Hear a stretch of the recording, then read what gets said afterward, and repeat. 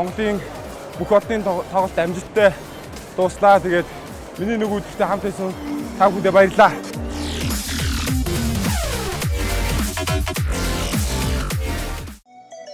Онцгой бүтээлийг орёгоос